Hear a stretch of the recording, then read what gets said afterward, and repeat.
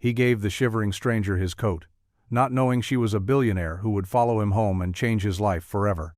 Before we dive in, hit that subscribe button and drop a comment. Where in the world are you watching from? The wind was a blade, sharp and merciless, slicing through the thin fabric of the city's evening skin. It found the gaps in worn-out window frames, the cracks in tired pavement, and the spaces between a father's hope and his reality. Liam stood on the corner of 5th and Elm, one hand holding his daughter's small, mittened one, the other clutching a flimsy plastic bag with a single loaf of bread and a carton of milk. The bus was late, its glowing sign a distant promise in the growing dark. He pulled his own jacket tighter, a threadbare coat that had seen too many winters, its warmth more memory than fact. His daughter, Maya, bounced on the balls of her feet, her breath a small white cloud in the frigid air. She was 8, an age where the world was still a place of wonder, not worry. She didn't notice the way her father's shoulders were tensed against more than just the cold. She didn't know that the coins in his pocket were the last of their grocery money, or that the library where he worked had cut his hours again. All she knew was that her dad was there, a steady anchor in the swirling chaos of city life. That's when Liam saw her. She was standing beneath the weak glow of a street lamp, a silhouette of quiet desperation.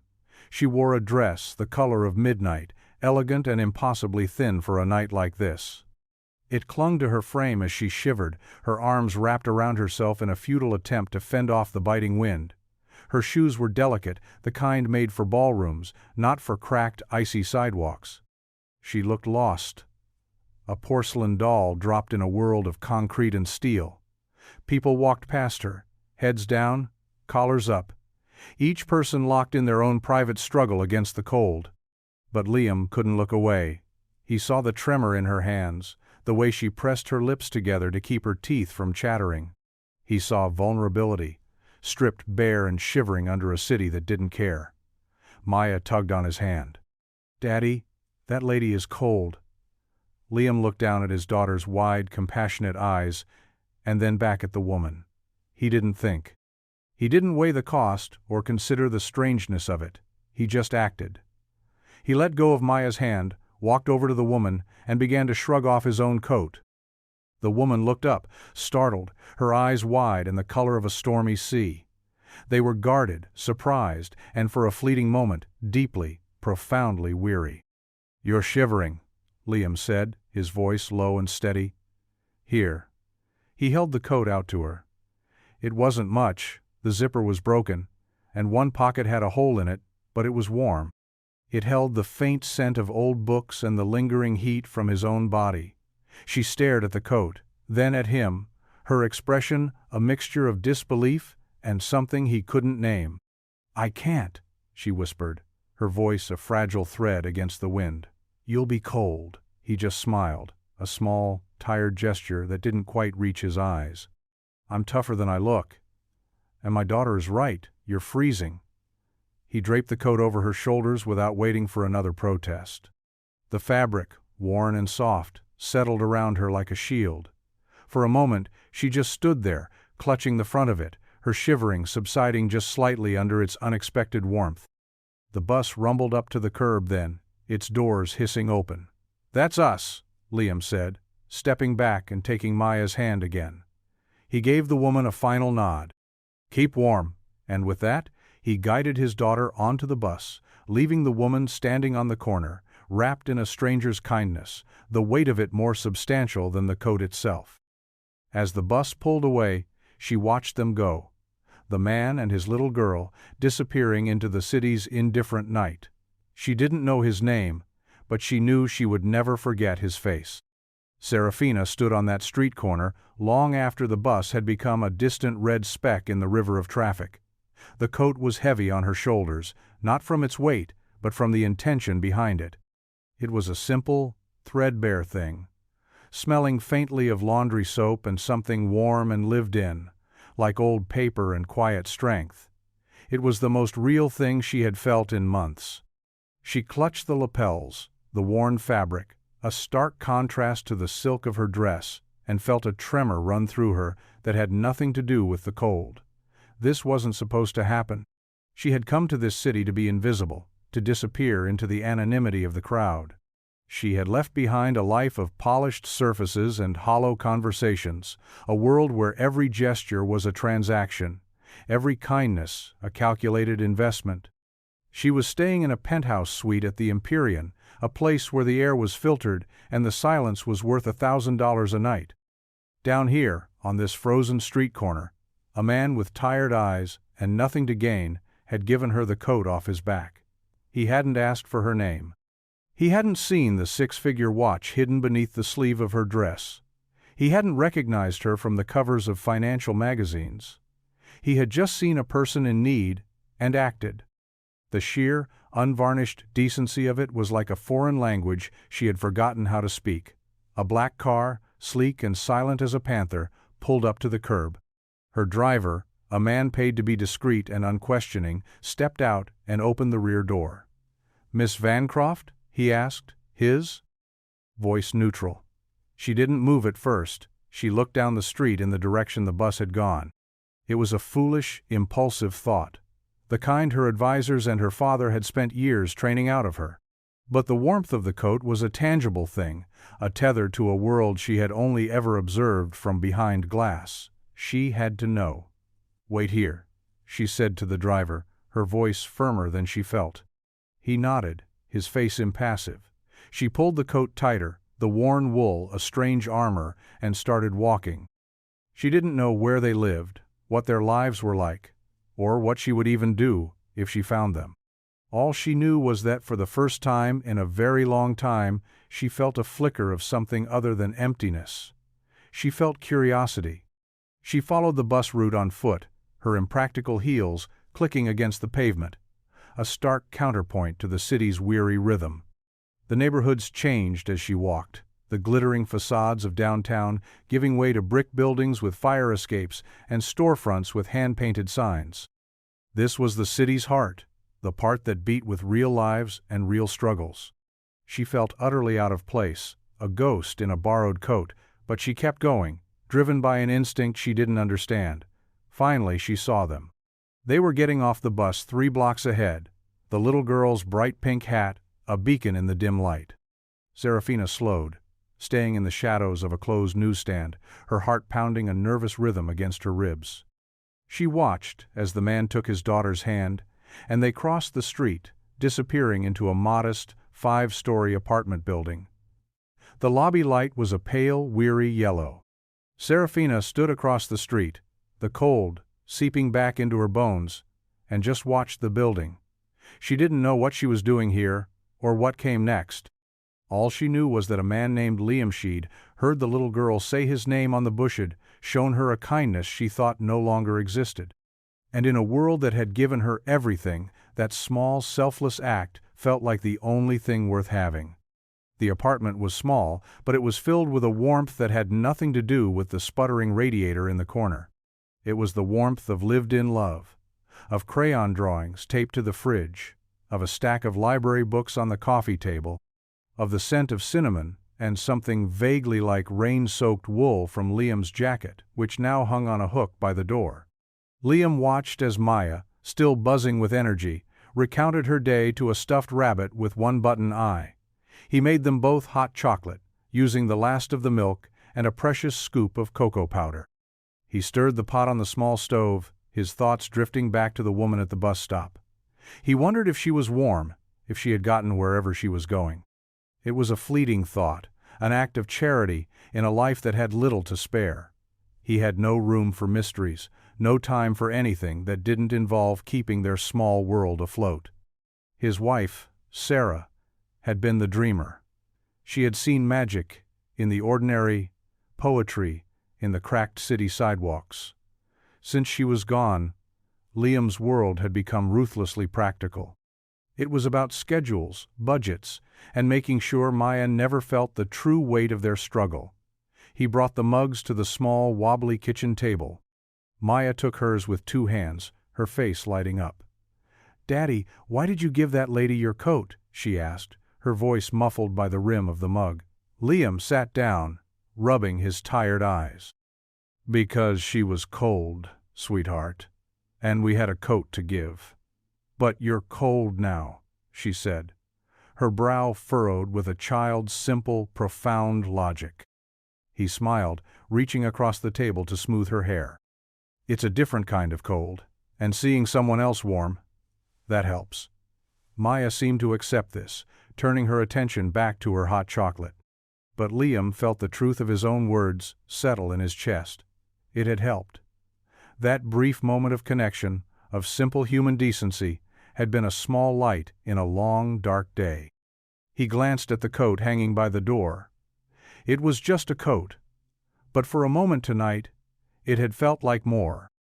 It had felt like a bridge, a fleeting connection to a life outside the four walls of their apartment. A life he couldn't afford to think about. He had Maya.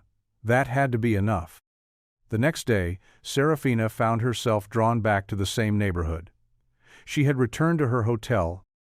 The night before, the borrowed coat folded carefully on a silk armchair, an anomaly in a room of sterile perfection. She had showered, ordered room service she didn't eat, and stared out at the city lights until they blurred into a glittering smear. Sleep had not come. In the morning she had dressed not in a power suit, but in simple dark jeans, a cashmere sweater, and flat boots. She told her driver to take the day off. She wanted to walk. She wanted to feel the city under her own power. She found a small coffee shop a few blocks from Liam's apartment and sat by the window, a cup of tea growing cold in her hands. She told herself she was just exploring, just seeing a part of the city she'd never known. But she was lying. She was waiting. She didn't know for what. Around noon, she saw them. Liam and Maya, walking hand in hand, heading toward a small park at the end of the block. Maya was skipping, her pink hat a vibrant splash of color against the gray day. Liam was walking with that same steady, unhurried pace, a canvas tote bag slung over his shoulder, likely full of library books. Serafina's heart gave a strange, unfamiliar lurch. She stayed in the coffee shop, watching as they disappeared into the park. She waited a few more minutes, then paid for her tea and followed. The park was a small, well-loved patch of green, with a playground and a few sturdy benches. She saw them near the swings. Maya was soaring high, her laughter echoing in the crisp air, while Liam stood behind her, pushing her with a gentle, rhythmic motion. Serafina found a bench on the far side of the park, partially hidden by a large oak tree. She sat, pulling a book from her bag, pretending to read, but her eyes kept drifting over the top of the pages. She watched them for nearly an hour. She saw the way Liam knelt to tie Maya's shoe, the way he listened with his full attention when she told him a story, his head tilted in concentration. She saw the easy affection between them, the unspoken language of a father and daughter who were each other's entire world. There was a simple, profound beauty in it, an authenticity that made her own life feel like a cheap imitation. She was so lost in her observations that she didn't notice Maya had stopped swinging and was now running toward her, a determined look on her face. Liam was a few steps behind, a look of apology already forming on his. Maya stopped directly in front of Serafina's bench, her hands on her hips. "You're the lady from the bus stop," she said, not as a question, but as a statement. Serafina's heart stopped. She closed her book, her carefully constructed anonymity shattering. Yes, I am." Maya tilted her head. "You still have my daddy's coat?" Before Serafina could answer, Liam caught up, placing a hand on Maya's shoulder. "Maya, honey, we don't bother people." He looked at Serafina, recognition dawning in his eyes, followed quickly by confusion. "I'm so sorry," he said. It's okay," Serafina said, finding her voice. She stood up, her legs feeling unsteady. "And yes," she said, looking at Maya, "I still have the coat. I was going to return it." The lie was clumsy, but it was the only one she could find. Liam's brow furrowed. "You didn't have to track us down for that. It's just an old coat." "It was important to me," she said, the words truer than he could know. There was a pause, a moment of awkward silence hanging between them. Then Maya, ever the diplomat, pointed to the book in Serafina's hand. "Are you reading that? My daddy gets me books from the library. He's a librarian." Serafina looked at Liam, a new piece of the puzzle clicking into place. A librarian. A man who dealt in stories. It made a strange kind of sense. "That's a wonderful job," she said. Liam just nodded, still looking at her with that unreadable expression. "Well," he said, taking Maya's hand again. "We should get going." "Wait," Serafina said, the word escaping before she could stop it. "My name is Sarah." She extended a hand, a gesture so foreign in this context that it felt almost absurd. Liam hesitated, then took her hand. His was warm, slightly calloused. "Liam," he said. "And this is Maya." "I know," she said, and then immediately wished she hadn't. The moment stretched, thick with unspoken questions. Serafina knew she should let them go, retreat, back to her own world. But she couldn't.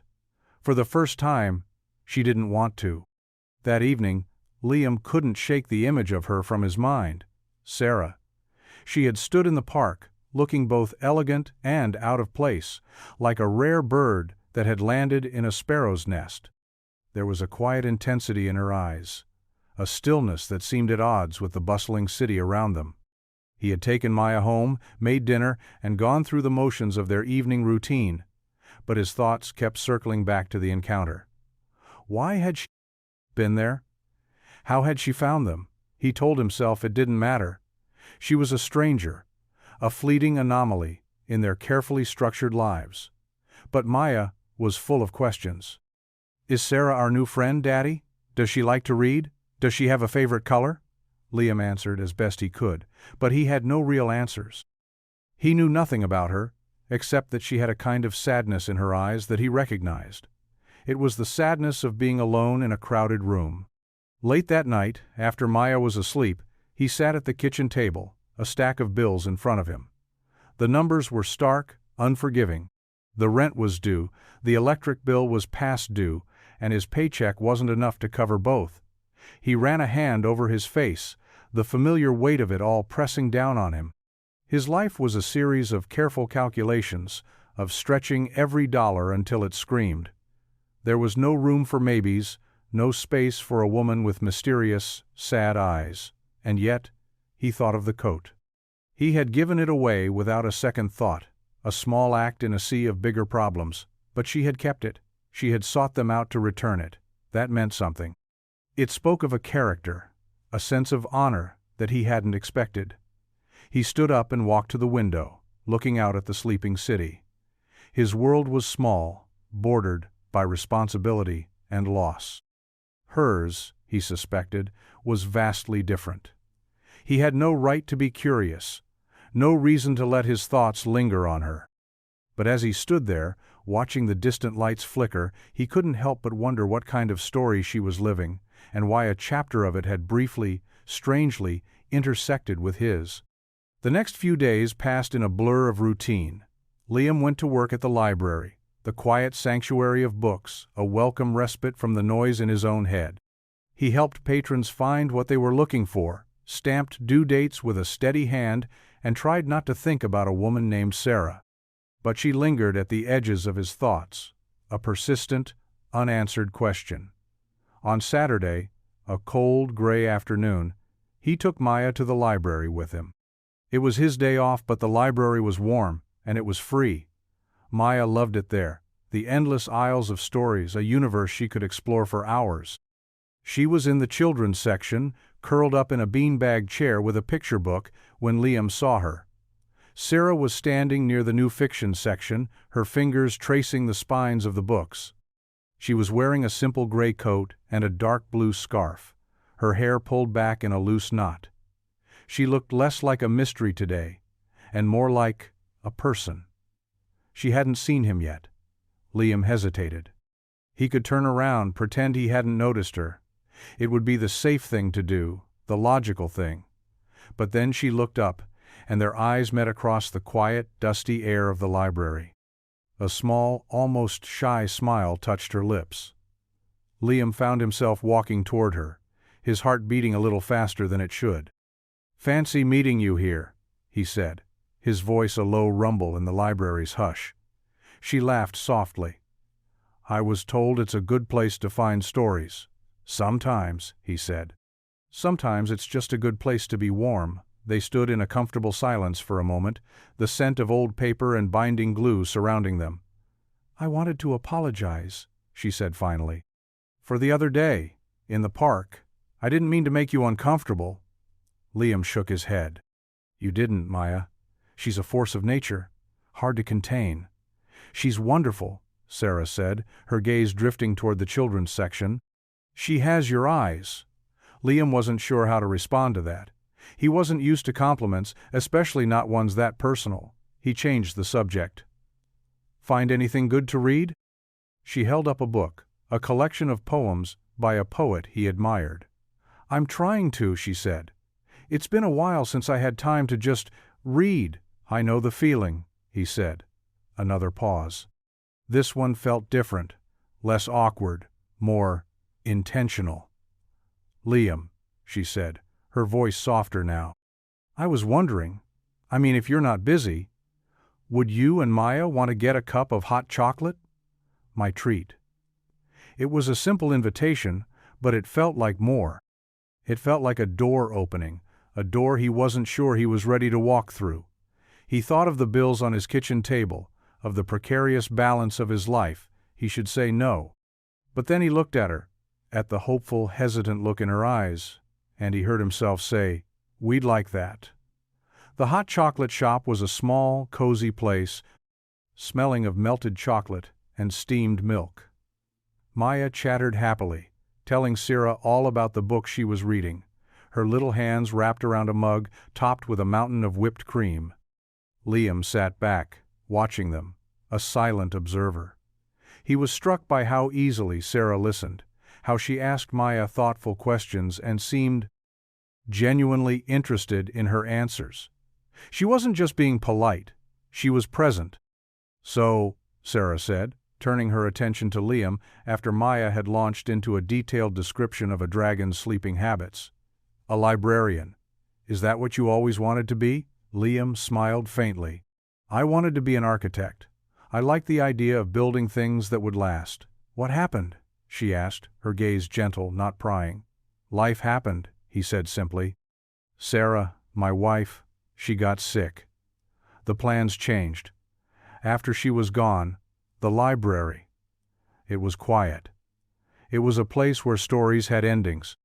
I needed that. He hadn't meant to share that much, but the words had come easily, naturally. Sarah didn't offer platitudes or empty words of sympathy. She just nodded, her eyes full of a quiet understanding that was more comforting than any words could be. I'm sorry, she said, and he knew she meant it. What about you? He asked, wanting to shift the focus away from himself. What do you do, Sarah? She hesitated, her fingers tracing the rim of her mug. I'm in between things right now, she said. The answer vague but not dismissive. I used to be in corporate strategy, building things of a different sort. There was a story there, he could feel it, a story she wasn't ready to tell. He didn't push. He respected the walls people built, he had plenty of his own. As they left the shop, the sky was beginning to bruise with the colors of evening. Maya walked between them, holding both of their hands. It felt surprisingly natural. Thank you for the hot chocolate, Liam said, as they reached the corner where they had to part ways. Thank you for letting me, she replied. She looked at him, and for a moment, the sadness in her eyes was replaced by something else, something warmer and more hopeful. I'll see you around, Liam. Yeah, he said, watching her walk away. See you around. He stood there with Maya's hand in his, a strange feeling settling in his chest. It was a feeling he hadn't had in a long time. It felt dangerously like hope. That night, after Maya was asleep, Liam found himself pacing the small living room. The encounter at the library, the hot chocolate, the easy conversation, it had all unsettled him. Sarah was an enigma. She was elegant and articulate, yet she seemed to have no roots, no clear path. She spoke of a corporate past, but was now wandering through libraries and parks, her eyes holding a deep, unshakable loneliness. He knew he should be wary. His life was complicated enough without inviting more uncertainty into it. He was a single father living on the brink, his world held together by routine and a fierce, protective love for his daughter. There was no room for a woman who was in between things. But he couldn't deny the pull he felt. It wasn't just attraction. It was a sense of recognition, a feeling that beneath her polished exterior she was carrying a weight as heavy as his own. He thought about Sarah. She would have liked Sarah. She would have seen the good in her, the quiet strength beneath the sadness. Sarah had always been the one to push him, to encourage him to open up, to take a chance. Since her death, he had closed himself off, focusing solely on survival. Maybe, he thought, just maybe, it was time to let a little bit of light in. The following week, he saw her again. It was a Tuesday, and he was shelving books in the history section when she appeared at the end of the aisle. She was holding his coat, the one he had given her at the bus stop, now cleaned and neatly folded. "I believe this is yours," she said, a small smile on her face. He took it, the fabric soft and smelling faintly of lavender. "You really didn't have to do that." "I wanted to," she said. It felt right. They stood there for a moment, the silence of the library amplifying the unspoken words between them. Liam knew he was at a crossroads. He could thank her, let her walk away, and return to the safety of his predictable life. Or he could take a risk. "I'm taking Maya to the botanical gardens on Saturday," he said, the words coming out before he could second-guess them. "They have this indoor rainforest exhibit she loves. If you're not busy, you could join us." Her face lit up, a genuine, unreserved joy that transformed her features. "I would love that, Liam. I really would." As she walked away, Liam leaned against the bookshelf, the folded coat in his hands. He didn't know where this was going, or if it was a colossal mistake. But for the first time in a long time he was willing to find out. The air inside the botanical gardens was thick and humid, a tropical dreamscape in the heart of the winter-gripped city. Water trickled over moss-covered rocks, and the scent of damp earth and exotic blossoms hung heavy in the air. Maya was in heaven, her eyes wide as she pointed out brightly colored birds and enormous, fan-like leaves. Liam watched her, but his attention was split. A part of him was focused on his daughter's joy, but the other part was acutely aware of Sarah walking beside him. She moved through the lush greenery with a quiet grace, her expression one of genuine wonder. She had shed her city armor, wearing a simple green sweater that mirrored the foliage around them. For the first time, she looked completely at ease, as if she had found a place where she could finally breathe. "This is incredible," she murmured, her fingers lightly brushing against a broad waxy leaf. "I didn't even know this was here." "It was Sarah's favorite place," Liam found himself saying. The words were quiet, but they held the weight of a shared history. She said it was like stepping into another world, a place where anything could grow. Sarah looked at him, her eyes soft with an empathy that needed no words. "She must have been very special." "She was," he said, a faint smile touching his lips. "She would have liked you. You have the same look in your eyes when you see something beautiful." Sarah's cheeks flushed slightly, and she looked away, toward a waterfall cascading into a small, clear pool. They walked in a comfortable silence for a while, Maya darting ahead to inspect a row of vibrant orchids. Liam found himself relaxing in a way he hadn't in years. With Sarah, he didn't feel the need to perform or pretend. He could just be Liam, a father, a librarian, a man still navigating the landscape of grief. She didn't look at him with pity, nor did she treat him like a project. She simply saw him. As they were leaving, Maya, who had been uncharacteristically quiet, tugged on Sarah's sleeve. "Sarah," she said, her voice serious. "Are you a fairy queen?" Sarah blinked, then laughed, a clear, bright sound that echoed in the glass-domed building. "What makes you say that, sweetheart?" "Because you're pretty," Maya said, "and you seem sad, like you lost your kingdom. And you're nice to my daddy, out of the mouths of babes." Liam felt a blush creep up his neck. "Maya," but Sarah just knelt, taking Maya's hands in hers. "Well, I'm not a queen," she said gently, "but sometimes it does feel like I've lost my way." Maybe you and your daddy can help me find the map." Later that evening, after he had tucked Maya into bed, Liam stood in his kitchen, the scent of the gardens still clinging to his clothes. He replayed the day in his mind. Sarah's laughter, the shared silences, the easy way she had fit into their small two-person world. The fear was still there, a low hum of caution in the back of his mind, but it was being overshadowed by something else, something warmer and more compelling. He thought of her words. "Maybe you and your daddy can help me find the map." He didn't know if he had any maps to offer. He was lost in his own ways. But the idea of searching for a path together, of navigating the wilderness of their lives side by side, was a thought that didn't scare him. It intrigued him. It gave him hope. And hope, he was beginning to realize, was a risk worth taking. The following week, their tentative friendship began to blossom into something more. They fell into an easy rhythm. Sarah would meet them at the park after school or drop by the library with coffee. She helped Maya with a school project, a diorama of the solar system, her long, elegant fingers surprisingly deft with glue and glitter. Liam, in turn, started to open up, sharing stories about his life with Sarah, about his dreams of being an architect, dreams he had carefully packed away like old blueprints. One evening, she invited them to her place for dinner. Liam hesitated. He had only ever seen her in his world, on his turf. Stepping into hers felt like a significant shift. "It's nothing fancy," she had assured him. "I'm not much of a cook, so I was thinking takeout. But my view is pretty good." Her apartment, it turned out, was the penthouse suite at the Empyrean. The doorman, dressed in a crisp uniform, greeted her by name, his eyes flicking to Liam and Maya with a polite, practiced neutrality. The elevator ascended in a silent, breathtaking rush, opening directly into her suite.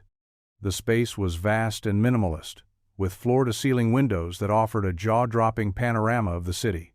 The furniture was sleek and modern, the art on the walls abstract and expensive.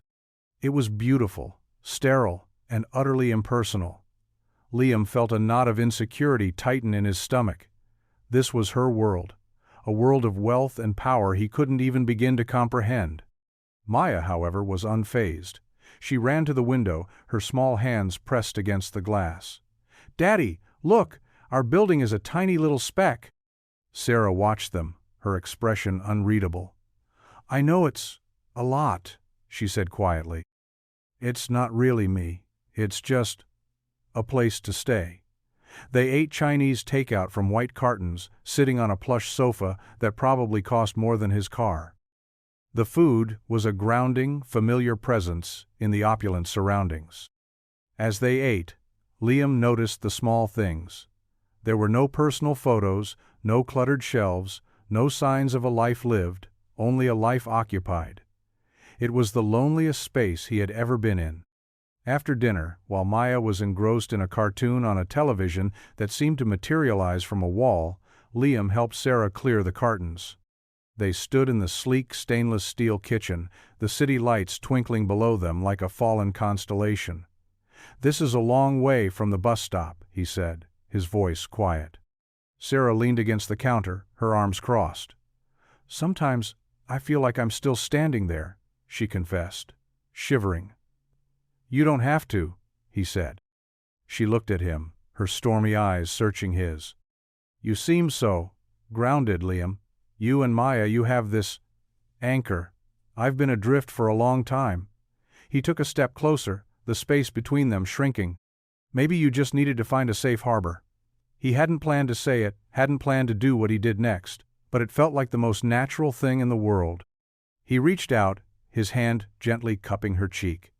Her skin was soft, and she leaned into his touch, her eyes fluttering closed for a brief second. He leaned in and kissed her. It wasn't a passionate, desperate kiss. It was quiet, tender, and full of all the unspoken things that had been growing between them. It was a question and an answer all at once. When he pulled back, they just looked at each other, the city's glittering chaos, a distant backdrop to the quiet truth that had finally found its voice in the heart of that lonely, beautiful room. The kiss lingered in the air between them, a silent testament to a boundary crossed.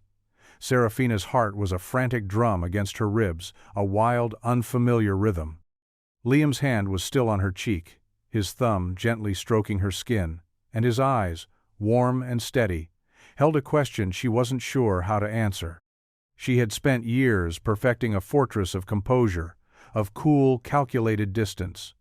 One kiss, one moment of genuine, unvarnished tenderness, and the walls were threatening to crumble. She stepped back, not out of rejection, but out of a deep, instinctual fear. The movement was small, but it was enough to break the spell. Liam's hand dropped, and a flicker of uncertainty crossed his face. "Sarah?" he asked, his voice low. That was—" She started, but the words wouldn't form. How could she explain the maelstrom inside her? How could she tell him that his simple, honest affection terrified her more than any boardroom battle ever had? Because in her world, tenderness was a weapon. It was the bait used to lower your defenses before the kill. She thought of Marcus, her former fiancé and business partner. He had wooed her with poetry and quiet understanding, made her believe he saw the woman beneath the heiress. He had earned her trust, her love, her deepest vulnerabilities, and then used them to orchestrate a corporate takeover that nearly destroyed her father's company and her own reputation. He had taught her that love was just another word for leverage. "I'm sorry," she whispered, turning away to face the vast, glittering expanse of the city below. I'm not good at this." Liam came to stand beside her, not touching, but his presence a warm, solid thing in the cold, sterile room. "At what? Being kissed?" "At trusting it," she said, her voice barely audible. "Every time I've let my guard down, Liam, I've been burned. Badly." He didn't press for details. He didn't need to. He could hear the echo of pain in her voice. "I'm not him, Sarah," he said quietly, and the fact that he seemed to understand without knowing was almost her undoing. "I know," she said, her gaze fixed on a distant, blinking light. "My head knows that, but my heart, it's a little slower to catch up.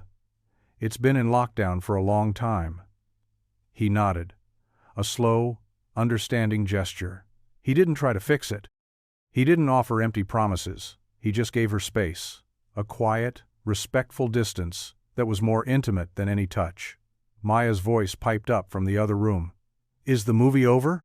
The moment was broken. Liam went to check on her, his departure leaving a void in the air beside Serafina. She stayed at the window, one hand pressed against the cold glass, her reflection a pale, ghostly image against the city's indifferent beauty. She had wanted this. She had wanted to feel something real. But now that it was here, she was terrified she would be the one to break it. The walk home was quiet. Liam held Maya's sleeping form in his arms, her head resting on his shoulder, her breath a soft, warm puff against his neck. The city streets were emptier now, the wind having died down to a low whisper. He didn't take a cab. He wanted the time to think, to let the events of the evening settle. The kiss had changed everything. It had taken their tentative, unspoken connection and given it a name. But her reaction, her swift, fearful retreat, had created a new, more complicated silence between them. He understood her fear. He had his own. Every day, he walked a tightrope of financial and emotional survival. Letting someone into that fragile ecosystem was a risk of monumental proportions. If he fell, he wasn't the only one who would get hurt. Maya would too. But as he looked down at his daughter's peaceful face, he knew that he couldn't live his life in a state of perpetual caution. Sarah wouldn't have wanted that for him, or for Maya. She would have wanted them to embrace life, to be open to love, even if it came with the risk of pain. He reached his building, the familiar sight of its worn brick facade, a comforting anchor. He managed the keys and the door while still holding Maya, his movements practiced and sure. Inside their small apartment, he laid her gently in her bed, pulling the covers up to her chin. He stood in her doorway for a long moment, watching her sleep. She was his world, his reason for everything. But maybe, just maybe, his world had room to grow. Maybe it needed to. He walked back into the living room and saw the book Sarah had lent him sitting on the coffee table. He picked it up, her presence lingering in the smooth feel of the cover, the faint scent of her perfume clinging to the pages. He wasn't naive. He knew the chasm between their worlds was vast.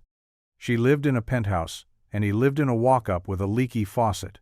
But the real distance wasn't measured in square footage or bank accounts. It was measured in trust. She was afraid to trust him, and he was afraid to trust that someone like her could ever truly want a life like his.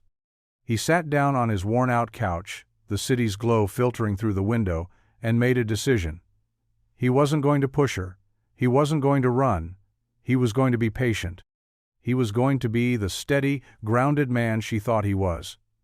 He was going to show her, through his actions, not his words, that some harbors were safe. Some people were worth the risk. Because as much as it scared him, he was starting to believe that she was.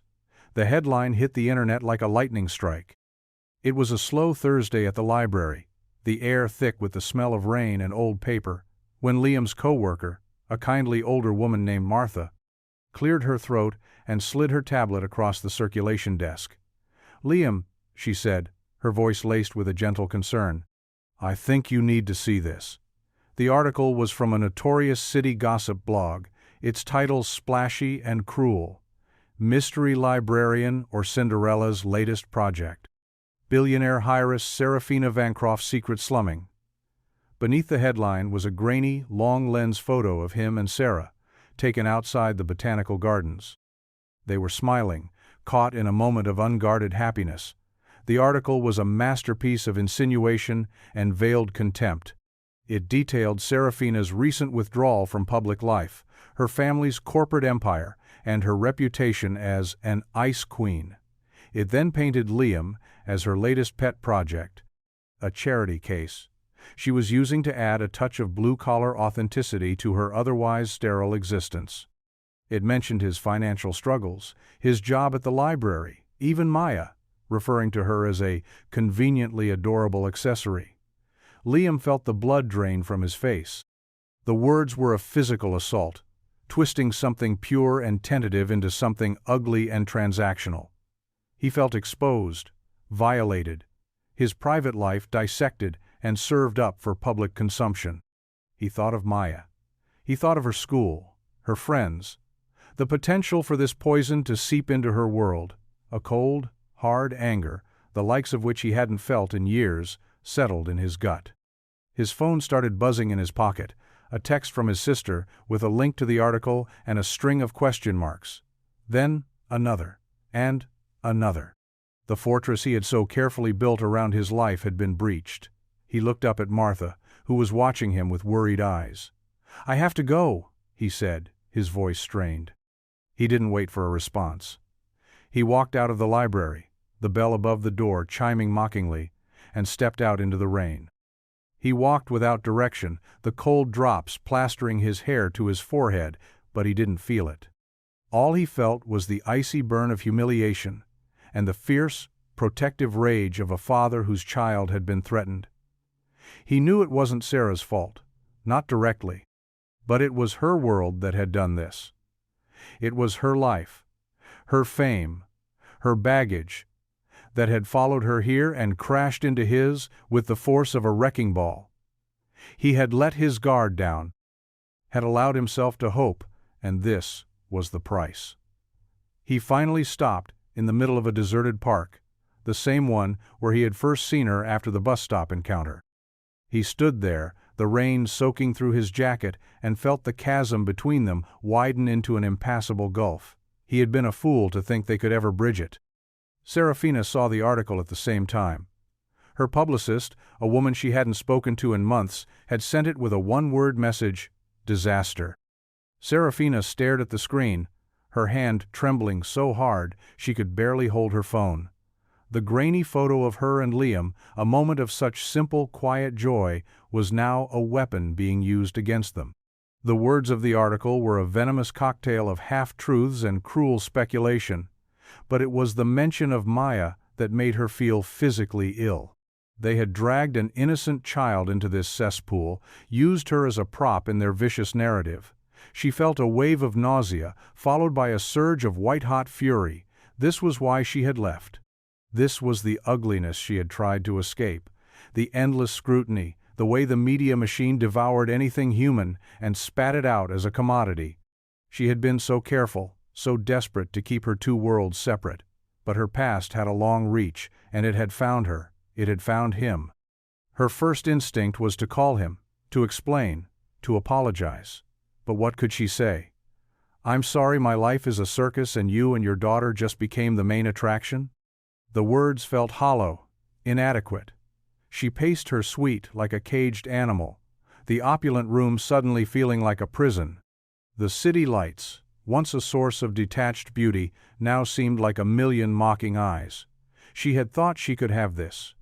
She had thought she could have a piece of his quiet, authentic world without contaminating it with her own. She had been arrogant. She had been selfish. She had promised herself she wouldn't hurt him, and she had ended up causing him the one kind of pain he was most afraid of, the violation of his family's safety. She picked up her phone, her thumb hovering over Liam's name. But she couldn't press it. The shame was too great. She had brought this storm to his door, and she didn't know how to make it stop. All she knew was that every moment she stayed, the storm would only get worse. He didn't answer her calls. 3 times she tried, and 3 times it went straight to voicemail. The silence on the other end of the line was a verdict. It was louder than any angry words he could have spoken. Serafina knew she couldn't just let it be. She had to see him. She had to face the damage she had caused. She found him at his apartment that evening. The rain had softened to a miserable drizzle, and the streetlights cast a slick, greasy sheen on the wet pavement. She stood outside his building for a long time, gathering the courage to buzz his apartment. When she finally did, his voice came through the intercom, flat and devoid of emotion. "What do you want, Sarah?" "I need to talk to you, Liam, please." There was a long pause, so long she thought he was going to hang up. Then the buzzer sounded, a harsh, grating noise that echoed the state of her nerves. She pushed the door open and climbed the flights of stairs, each step feeling heavier than the last. He was waiting for her at his open door, his arms crossed, his face a mask of stone. The warmth that had once been in his eyes was gone, replaced by a cold, weary anger. He didn't invite her in. He just stood there, blocking the entrance to the life she had so carelessly disrupted. "I saw the article," she began, her voice barely a whisper. "I know," he said. "Half the city has." "Liam, I am so sorry. I never wanted this. I never thought." "You never thought?" he interrupted, his voice low and dangerous. "Did you really think you could just walk into our lives, a woman with your background, and not have it follow you? Did you think the world would just leave you alone because you decided to take a vacation from your own life?" "I was naive," she admitted, her throat tight. "You were reckless," he shot back. "Reckless with me, and reckless with my daughter. They mentioned her name, Sarah. They put her picture out there for every creep and gossip monger to see. Do you have any idea what that feels like?" The pain in his voice was a physical blow. She saw the fierce, protective father, the man who would burn down the world to keep his child safe, and she knew she had handed the world a match. "I will fix this," she said, her voice gaining a desperate strength. "I have resources, publicists. I can get the article taken down. I can issue a statement." "A statement?" He laughed, a bitter, humorless sound. "You think you can manage this with a press release? This isn't a corporate merger, Sarah. This is my life. My daughter's life. It's not a problem for you to solve." He stepped back, a gesture of finality. "I think you should go." "Liam, please," she begged, tears welling in her eyes. "Don't do this." "I have to," he said, his voice cracking for the first time. "I have to protect her, and right now, that means protecting her from you, from your world." He didn't slam the door, he closed it softly, gently, which was somehow infinitely more painful. The click of the lock was a definitive, heart-shattering sound. Serafina stood alone in the dimly lit hallway, the silence of the building pressing in on her. She had come to this city to escape her life, and in the end, she had only managed to ruin someone else's. The days that followed were a study in gray. The rain stopped, but the sky remained a flat, oppressive sheet of white. Liam moved through his life like a ghost, his actions mechanical, his spirit hollowed out. He took Maya to school, went to work, made dinner, but the joy had been leached out of their routine. It was just a series of tasks to be completed, a way to mark the passage of time. Maya was quieter, her usual ebullient energy replaced by a watchful sadness. She didn't ask about Sarah directly, but her absence was a palpable presence in their small apartment. She would pick up the book Sarah had lent her, trace the cover with her small fingers, and then put it back down without a word. One evening, she drew a picture. It was of 3 stick figures, a tall man, a small girl, and a woman with long, flowing hair. They were holding hands under a smiling sun. But the woman was drawn in a faint gray crayon, almost like a ghost. She showed it to Liam, her eyes wide and questioning. "Is she coming back, Daddy?" Liam's heart broke. He knelt and pulled his daughter into a hug, burying his face in her hair. "I don't know, sweetheart," he whispered, the words a painful admission of his own powerlessness. "I just don't know." He tried to be strong for her, but the weight of it all was crushing. The library, once his sanctuary, now felt like a place of judgment. He could feel the curious stares of his coworkers, hear the hushed whispers of patrons. The gossip blog had done its job. He was no longer just Liam, the quiet librarian. He was a story, a headline, a curiosity. He started taking his lunch breaks in the dusty solitude of the archives, surrounded by the ghosts of other people's lives, because it was the only place he felt he could breathe. He was angry. He was angry at the world for its casual cruelty, at the gossip blog for its careless destruction, at himself for his own naivety. But most of all, he was angry at the gaping hole Sarah had left behind. He missed her. He missed her quiet strength, her sad, intelligent eyes, her laughter that sounded like wind chimes. He missed the way she looked at him, like she saw something worth seeing. He had pushed her away to protect his world, but in doing so, he had plunged it into darkness. He had chosen safety over hope, and the silence that resulted was a cold and lonely companion. He had built his walls back up, higher and stronger than before, but now he was beginning to realize that they weren't keeping the world out, they were just trapping him inside. Serafina retreated into the sterile luxury of her penthouse, the world outside a distant, muffled roar. She cut off all contact. She ignored the frantic calls from her father, her board, her publicist. She ordered food she didn't eat and watched movies she didn't see. The silence she had once craved was now a torment, filled with the echo of a door clicking shut. She had spent her life running, building walls, keeping people at a distance.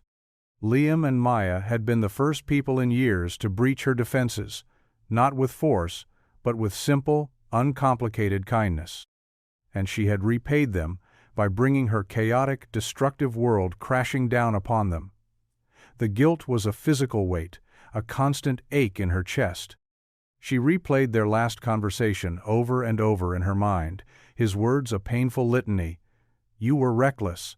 I have to protect her from you." He was right. She was a storm, and they had been caught in her path. She knew she should leave the city, disappear again, and let them heal. It would be the kindest thing to do. But the thought of leaving, of severing that fragile, beautiful connection completely, was unbearable. One rainy afternoon she found the coat he had given her, still folded neatly on a chair. She picked it up, the worn fabric soft beneath her fingers, and brought it to her face. It still smelled faintly of him, of old books and quiet strength. It was a tangible piece of the life she had briefly touched, a life of warmth and authenticity that she had so desperately craved. And in that moment, something shifted within her. The passive, suffocating guilt began to curdle into a hot, focused anger, not at Liam, but at the world that had made her a liability. At the media that fed on scandal, at the corporate machine that valued image over integrity. At the people who had taught her that power was more important than people. She had been running for so long. She had let others define her, control her narrative, turn her into a headline. She was Serafina Vancroft, the Ice Queen, the billionaire heiress. But she was also Sarah, the woman who had laughed over burnt takeout and helped a little girl build a diorama of the solar system. She wouldn't let them take that away from her. She wouldn't let them turn her story into a tragedy. She walked over to her laptop, her movements now decisive, her purpose clear. She couldn't undo the damage she had caused, but she could change the narrative. She could fight back. Not with press releases or legal threats, but with the truth. Her truth. She began to type, her fingers flying across the keyboard. She wasn't just going to fix this. She was going to burn down the world that had created the problem in the first place. And she was going to do it for him, for Maya, for the woman she was finally ready to become. The article appeared on a quiet Sunday morning. It wasn't on a gossip blog or in a tabloid. It was an op-ed, published in the city's most respected newspaper, under her own name, Serafina Vancroft. The headline was simple, direct, and devastating. On kindness, cruelty, and the price of a stranger's coat. Liam saw it because Martha from the library texted him a link with the message, "You need to read this. Now." He opened it with a sense of dread, but what he found was not what he expected. It was not an apology or a denial. It was a declaration of war. Serafina wrote with a raw, unflinching honesty that took his breath away. She didn't name him or Maya, referring to them only as a father and daughter who showed me a kindness I had forgotten existed. She described the night at the bus stop, the simple, selfless gift of a coat. She wrote about the hollowness of her own life, the gilded cage of wealth and expectation. But the bulk of the article was a searing indictment of the media machine that had targeted them. She wrote, "There is a particular kind of cruelty in a world that takes an act of pure human decency and twists it into a cynical narrative for public consumption. A world that sees a struggling father not as a hero, but as a project. A world that sees an innocent child not as a person, but as a prop. This culture of invasive, predatory gossip is not just harmless entertainment, it is a poison. It erodes our empathy, it cheapens our humanity, and it punishes the very people who exemplify the best of us." She went on to announce the formation of a new foundation, funded entirely by her personal fortune. It was called the Coat Project, and its mission was to provide grants and legal support to private citizens who had been targeted and harassed by the media. Its first act, she wrote, would be to file a lawsuit against the blog that had published the original story, not for her own sake, but for the sake of the family they had tried to destroy. The article went viral. It was a bombshell, a story of a billionaire heiress turning her back on her own class to defend a stranger. It was David versus Goliath, except this time, David had a multi-billion-dollar slingshot. Liam read the article 3 times, his hands shaking. She hadn't done it to save herself. She had done it to protect him. She had used her power, her platform, the very things that had driven them apart, to build a shield around him and Maya. She had taken the narrative they had tried to force on her and rewritten it in her own powerful hand. He looked at the last line of the article. "Kindness should never be a liability. It is the only currency that truly matters. I am only sorry it took me so long to remember how to spend it." He closed his laptop, a profound, aching mixture of awe, regret, and a fragile, burgeoning hope filling his chest. The door he had closed so firmly had just been blown off its hinges. A week after the article was published, a quiet settled over Liam's life. The whispers at the library stopped, replaced by looks of respect. The reporters disappeared from his street corner.